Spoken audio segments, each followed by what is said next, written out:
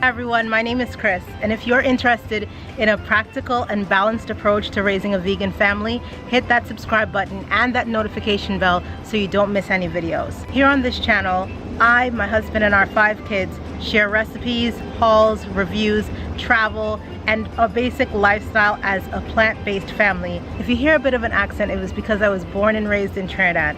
My family and I currently live in Atlanta, but most of my family still lives back home. In today's video, my mother, who's the oldest of my grandparents' 6 kids, the matriarch of the family, and everyone's favorite aunt, is here to share our family's curry recipe. This recipe goes back 3 generations.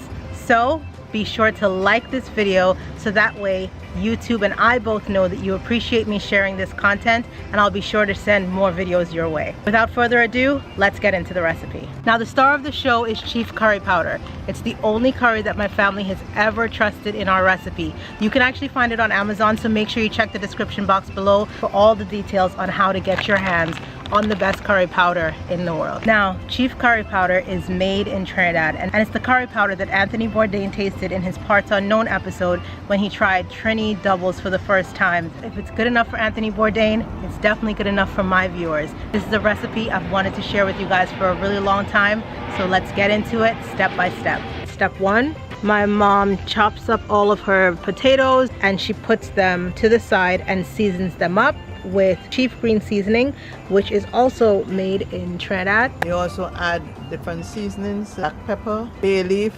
basil, sprinkle it on the potatoes, and then I color them with the curry powder.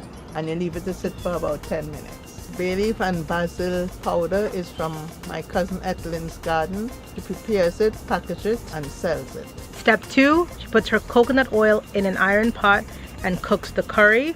With it, you add your seasoning, your garlic, and your onion. We use 3 tins of chana, and we use liquid from 1 can in order to cook the chana. And then you put enough curry powder to cover your chana, and you leave it to simmer.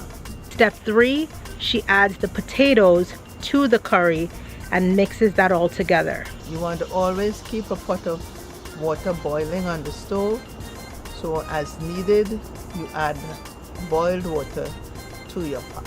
Using room temperature water slows down the process. We then use the liquid from one of the tins along with the remainder of the curry that was in the bowl, put into the pot.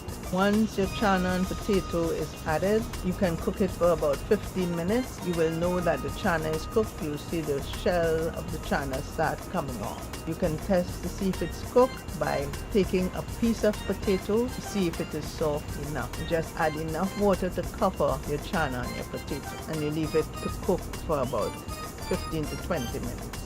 Step 4, she adds any additional water or seasonings to the mix.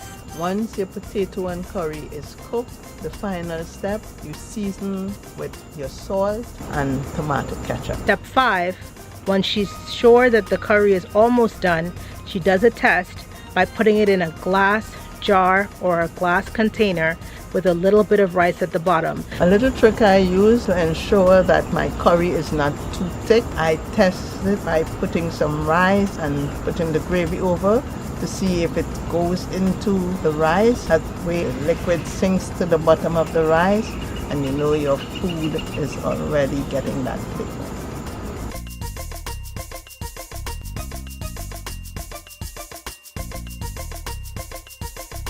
Alright guys, I hope this video was helpful to you. Please make sure you give this video a thumbs up if you want to see more authentic Caribbean vegan recipes featuring my mom, giving her tips on how to make savory, delicious meals for the whole family. Thanks so much for watching, and we'll see you in the next video.